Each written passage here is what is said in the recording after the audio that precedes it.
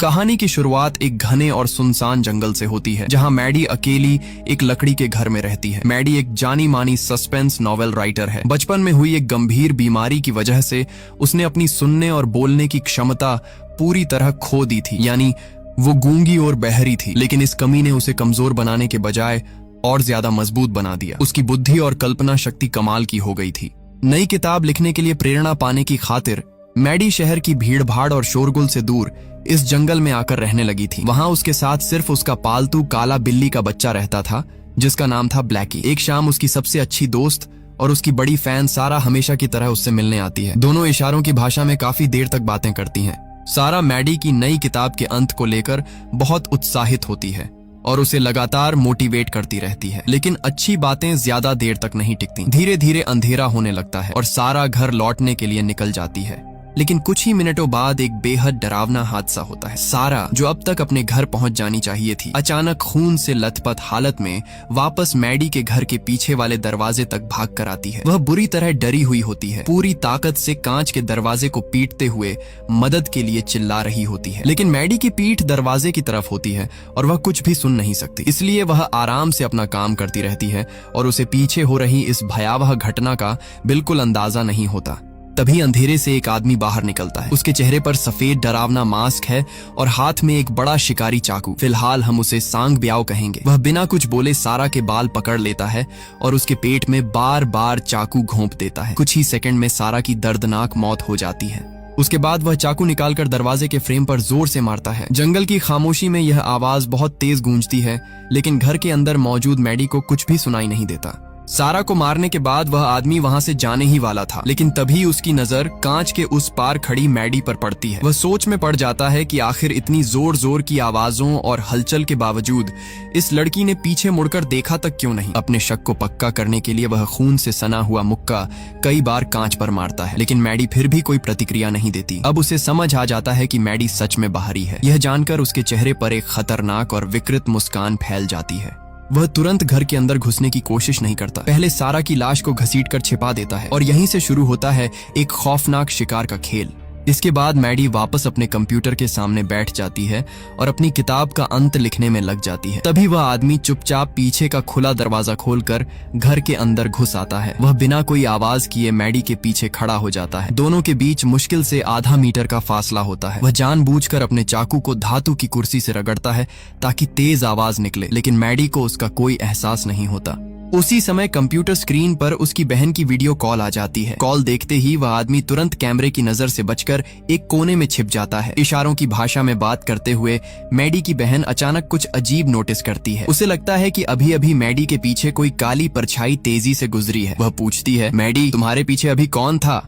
Maddie पीछे मुड़कर खाली गलियारे को देखती है और मुस्कुराकर जवाब देती है कि शायद उसका बिल्ली का बच्चा फिर से शरारत कर रहा होगा। कॉल खत्म होने के बाद वह पूरे घर में बिल्ली को ढूंढती है, लेकिन वह कहीं नहीं मिलती। आखिरकार वह दरवाजे में थोड़ा सा गैप छोड़ देती है ताकि बिल्ली वापस आ सके और फिर से कंप्यूटर पर बैठ जाती है। लेकिन अब कहानी एक और ज्यादा डरावने मोड़ पर पहुंचने वाली थी। कुछ देर बाद अचानक मैडी के कंप्यूटर पर एक नोटिफिकेशन आता है। उसी समय उसके फोन पर भी कुछ तस्वीरें पहुंचती हैं। वह जैसे ही उन तस्वीरों को खोलती है, उसके शरीर का खून मानो जम जाता है। पहली तस्वीर में वह खुद दिखाई देती है, जब कुछ मिनट पहले वह घर में अपनी बिल्ली को ढूंढ रही थी। दूसरी तस्वीर में भी वही अलग कमरे में नजर आ रही होती है, लेकिन सबसे डरावनी तस्वीर आखिरी थी। उसमें मैडी ठीक उसी समय कंप्यूटर के सामने बैठी हुई दिखाई दे रही थी जब वह तस्वीर देख रही थी, यानी जिसने तस्वीर खींची थी वह अभी भी उसके बेहद करीब मौजूद था। अब मैडी को समझने में देर नहीं लगती कि कोई अजनबी उसके घर में घुस चुका है, उसका फोन चुरा चुका है और इस वक्त बाहर खड़ा होकर उसे देख रहा है। कांपते हुए वह तस्वीर के एंगल को देखकर मुख्य दरवाजे की तरफ नजर घुमाती है। तभी उसे अंधेरे में खड़ा वही मास्क पहना हुआ आदमी दिखाई देता है। वह मुस्कुराते हुए उसके फोन को अपने हाथ में लहरा रहा होता है। खतरे को सामने देखकर मैडी तुरंत दरवाजे की तरफ दौड़ती है और पूरी ताकत से उसे लॉक कर देती है, लेकिन वह आदमी बिल्कुल भी परेशान नहीं होता। वह आराम से घर के चारों ओर घूमता है और दूसरे खुले रास्तों की तलाश करने लगता है। मैडी मजबूर मजबूर होकर घर की हर खिड़की और दरवाजे को एक एक करके बंद करने लगती है। वह किसी गोलकीपर की तरह पूरे घर में दौड़ रही होती है ताकि हत्यारा अंदर न घुस सके। जब उसे लगता है कि फिलहाल सभी रास्ते बंद हो चुके हैं तो वह तुरंत कंप्यूटर की तरफ भागती है और इंटरनेट के जरिए पुलिस को मैसेज भेजने की कोशिश करती है। लेकिन जैसे ही वह संदेश भेजने वाली होती है, अचानक पूरे घर की बिजली चली जाती है। बाहर खड़े उस आदमी ने मुख्य बिजली का स्विच बंद कर दिया था। कुछ ही सेकंड में वाईफाई राउटर भी बंद हो जाता है और इंटरनेट पूरी तरह खत्म हो जाता है। अब मैडी के पास न बिजली बची थी, न इंटरनेट और न ही उसका फोन। वह सचमुच दुनिया से पूरी तरह कट चुकी थी। इसके बाद वह आदमी उसके सामने एक और खौफनाक काम करता है। वह बाहर खड़ी मैडी की कार के चारों टायर चाकू से फाड़ देता है। अब अगर मैडी किसी तरह घर से निकल भी जाए तो उसके पास भागने का कोई साधन नहीं बचा था। उसके बच निकलने का आखिरी रास्ता भी बंद हो चुका था। चारों तरफ से घिर चुकी मैडी आखिर एक नई कोशिश करने का फैसला करती है। वह सोचती है कि शायद बातचीत करके इस आदमी को जाने के लिए मनाया जा सकता है। अंधेरे में वह एक लिपस्टिक ढूंढती है और कांच के दरवाजे पर कांपते हाथों से लिखती है, मैंने तुम्हारा चेहरा नहीं देखा है। अगर तुम अभी चले जाओगे तो मैं किसी को कुछ नहीं बताऊंगी और मेरा बॉयफ्रेंड भी बस आने ही वाला है। ताकि वह आदमी साफ साफ पढ़ सके, मैडी टॉर्च से उन शब्दों पर रोशनी डालती है। लेकिन उसे नहीं पता था कि सामने खड़ा इंसान कोई सामान्य अपराधी नहीं बल्कि एक बेहद खतरनाक साइको था। वह आदमी लिखी हुई बात पढ़ता है और फिर धीरे धीरे अपने चेहरे से मास्क उतार देता है। पहली बार मैडी उसकी असली शक्ल देखती है। चेहरे पर दाढ़ी के बाल, ठंडी आंखें और बिल्कुल भावनाहीन चेहरा। वह कांच के पास आकर अपने होंठों को धीरे धीरे हिलाता है ताकि मैडी उसे पढ़ सके। मुझे पता है कि तुम होंठ पढ़ सकती हो। तुम्हारा कोई बॉयफ्रेंड नहीं है। तुम अकेली रहती हो। तुम बाहरी और गूंगी हो। ये शब्द पढ़ते ही मैडी के पैरों तले जमीन खिसक जाती है। उस आदमी ने सिर्फ उसके घर में घुसपैठ ही नहीं की थी बल्कि उसके बारे में पूरी जानकारी भी जुटा रखी थी।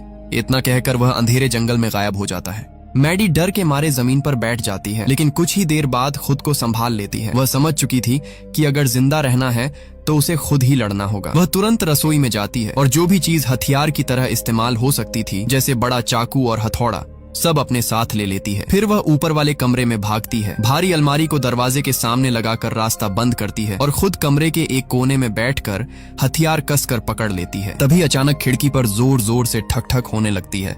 मैडी डरते हुए खिड़की की तरफ देखती है और जो नजारा उसे दिखाई देता है उसे देखकर उसकी रूह कांप उठती है। खिड़की के बाहर उसकी दोस्त सारा खड़ी थी, लेकिन वह जिंदा नहीं थी। उसकी आंखें बाहर निकली हुई थीं और शरीर बिल्कुल निश्चल था। असल में अंधेरे में छिपा वह हत्यारा सारा की लाश को कठपुतली की तरह पकड़कर खिड़की पर मार रहा था। अपनी सबसे अच्छी दोस्त की लाश को इस तरह इस्तेमाल होते देखकर मैडी टूट जाती है। उसकी आंखों से आंसू बहने लगते हैं। लेकिन उसी दौरान उसे अचानक एक जरूरी बात याद आती है। जब सारा शाम को उसके घर आई थी तब उसका फोन उसकी जीन्स की पिछली जेब में था। अगर किसी तरह वह फोन मिल जाए तो शायद वह पुलिस को खबर कर सकती है। और यही सोचकर मैडी एक बेहद जोखिम भरी योजना बनाने का फैसला करती है। मैडी को एहसास हो जाता है कि सारा का फोन ही उसकी आखिरी उम्मीद है। वह तुरंत अपनी कार की चाबी निकालती है और उसमें मौजूद अलार्म बटन को बार बार दबाने लगती है। अगले ही पल कार का तेज अलार्म पूरे जंगल में गूंज उठता है। योजना काम कर जाती है। बाहर छिपा हुआ हत्यारा उस आवाज की तरफ ध्यान देने लगता है और कार की तरफ बढ़ जाता है। मैडी इसी मौके का इंतजार कर रही थी। वह धीरे से खिड़की खोलती है और बाहर झुककर सारा की लाश की जेबों में फोन ढूंढने लगती है। वह एक एक जेब टटोलती है, लेकिन उसे कुछ नहीं मिलता। तभी अचानक वह आदमी वापस लौट आता है। उसे समझ आ गया था कि मैडी ने उसे चाल से दूर भेजा था। गुस्से में वह खिड़की तक दौड़ता है और मैडी का हाथ पकड़ लेता है। अब दोनों के बीच खिड़की के पास जानलेवा संघर्ष शुरू हो जाता है। ताकत के मामले में मैडी उसका मुकाबला नहीं कर सकती थी। हत्यारा लगभग खिड़की तोड़कर अंदर घुसने ही वाला था, लेकिन मैडी हार नहीं मानती। वह पास रखा हथौड़ा उठाती है और पूरी ताकत से उसके हाथ पर दे मारती है।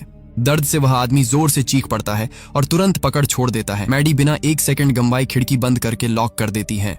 हाथ में लगी चोट से तिलमिलाया हुआ हत्यारा गुस्से से पागल हो जाता है। वह अपने घाव पर पट्टी बांधते हुए जेब से सारा का फोन निकालता है और मैडी को दिखाकर उसका मजाक उड़ाता है। फिर वह सारा की बाली भी निकालकर हवा में लहराता है। तभी मैडी को समझ आता है कि वह पहले से ही उसकी योजना भांप चुका था। उसने जानबूझकर सारा का फोन अपने पास रख लिया था।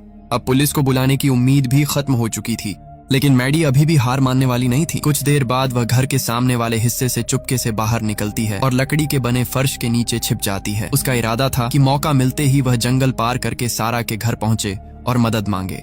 क्योंकि वह सुन नहीं सकती थी, इसलिए उसने अपना हाथ लकड़ी के फर्श पर रखा हुआ था ताकि कंपन महसूस करके हत्यारे की चाल समझ सके। कुछ देर बाद कंपन बंद हो जाते हैं मैडी को लगता है कि अब रास्ता साफ है। वह धीरे धीरे बाहर निकलती है और जंगल की तरफ बढ़ने लगती है, लेकिन तभी अचानक एक तेज चीज उसके सिर के पास से गुजरती है।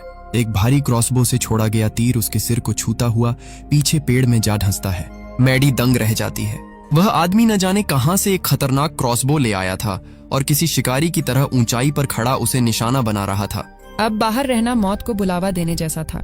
मैडी मजबूर होकर फिर से घर के अंदर लौट आती है। अब उसे समझ आ चुका था कि नीचे रहकर वह सिर्फ शिकार बन रही है, इसलिए वह एक नई योजना बनाती है। वह टॉर्च लेकर ऊपर छत वाले प्लेटफॉर्म पर चढ़ जाती है। वहां पहुंचकर जानबूझकर कुछ आवाज जैसी हरकत करती है और फिर टॉर्च को दूर झाड़ियों की तरफ फेंक देती है। अंधेरे में चमकती टॉर्च देखकर हत्यारे को लगता है कि मैडी खिड़की से कूदकर भाग गई है। वह तुरंत क्रॉसबो लेकर झाड़ियों की तरफ दौड़ पड़ता है। मैडी की चाल सफल हो जाती है। वह जल्दी से छत से नीचे उतरने लगती है ताकि दूसरी दिशा से निकल सके, लेकिन उसे क्या पता था कि यह आदमी उससे भी ज्यादा चालाक है। असल में वह उसकी चाल समझ चुका था। जैसे ही मैडी सीढ़ी से आधी नीचे उतरती है, अंधेरे में छिपे हत्यारे की तरफ से एक तीर छोड़ा जाता है। अगले ही पल वह तीर सीधे उसकी जांघ में जा धंसता है। मैडी दर्द से तड़प उठती है। घाव से खून तेजी से बहने लगता है।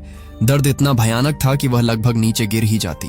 दूसरी तरफ हत्यारा बेहद खुश नजर आता है। ऐसा लग रहा था जैसे वह मैडी को मारना नहीं बल्कि उसके डर और दर्द का आनंद लेना चाहता हो। अब वह तेजी से सीढ़ी चढ़कर ऊपर आने लगता है ताकि इस बार काम हमेशा के लिए खत्म कर सके। लेकिन इसी पल मैडी अपनी जिंदगी की सबसे बहादुर चाल चलती है। जैसे ही वह आदमी ऊपर पहुंचता है, मैडी अचानक पूरी ताकत से उस पर टूट पड़ती है। वह उसके हाथ से क्रॉसबो छीन लेती है और जोरदार लात मारकर उसे दूसरी मंजिल से नीचे गिरा देती है। हथियारा नीचे जमीन पर बुरी तरह गिरता है। मैडी सोचती है कि अब उसी के हथियार से उसे खत्म कर दिया जाए, लेकिन उसकी जांघ बुरी तरह घायल हो चुकी थी। भारी क्रॉसबो को खींचने की ताकत उसमें नहीं बची थी। वह कोशिश करती है लेकिन सफल नहीं होती।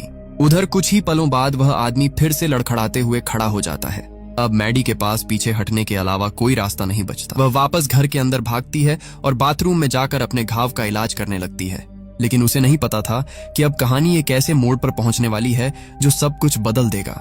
इसी बीच कहानी में एक बड़ा मोड़ आता है। सारा का बॉयफ्रेंड जॉन काफी देर तक उसका इंतजार करता रहता है, लेकिन जब वह घर नहीं लौटती तो उसे चिंता होने लगती है। आखिरकार वह उसे ढूंढते ढूंढते मैडी के घर तक पहुंच जाता है। बाहर खड़े होकर वह कई बार आवाज लगाता है, लेकिन मैडी तो सुन ही नहीं सकती थी, इसलिए उसे जॉन के आने का बिल्कुल भी पता नहीं चलता। तभी जॉन की नजर कांच के दरवाजे पर लिपस्टिक से लिखे हुए उस संदेश पर पड़ती है। साथ ही उसे आसपास खून के निशान भी दिखाई देते हैं। ये सब देखकर उसे तुरंत एहसास हो जाता है कि यहाँ कुछ बहुत बुरा हुआ है। वह बिना समय गंवाए अपना फोन निकालता है और पुलिस को कॉल करने की कोशिश करता है, लेकिन तभी अंधेरे में छिपा हुआ हत्यारा बाहर निकल आता है। वह सिर्फ एक साइको किलर ही नहीं बल्कि बेहद चालाक इंसान भी था। टॉर्च की रोशनी जॉन पर डालते हुए वह पुलिस अधिकारी की तरह चिल्लाता है, रुको, हाथ ऊपर करो। अचानक हुए इस घटनाक्रम से जॉन घबरा जाता है और जल्दी से बताता है कि वह अपनी गर्लफ्रेंड सारा को ढूंढने आया है। हत्यारा उसका आईडी कार्ड देखने का नाटक करता है और फिर बड़ी सफाई से झूठी कहानी सुनाने लगता है। वह कहता है कि वह नया पुलिस ऑफिसर है और इलाके में घुसपैठ की शिकायत मिलने पर यहाँ आया था, लेकिन यहाँ पहुंचते ही किसी अज्ञात आदमी ने उस पर हमला कर दिया, उसका फोन, बटुआ और यहाँ तक कि उसकी सर्विस पिस्टल भी छीन ली। फिर वह जॉन से कहता है कि उसे मुख्यालय से संपर्क करना है, इसलिए अपना फोन दे दो।